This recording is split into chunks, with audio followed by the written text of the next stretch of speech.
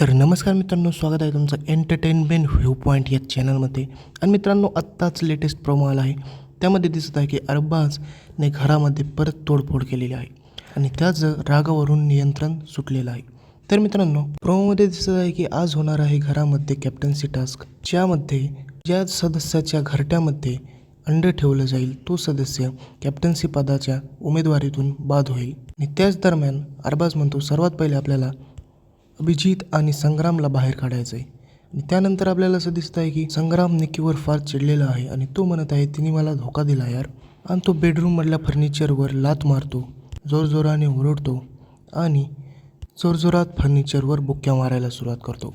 आणि त्याचं कारण आहे, निक्की पॅडीदादांना कॅप्टन्सी उमेदवारीमधून काढण्यासाठी विसरली.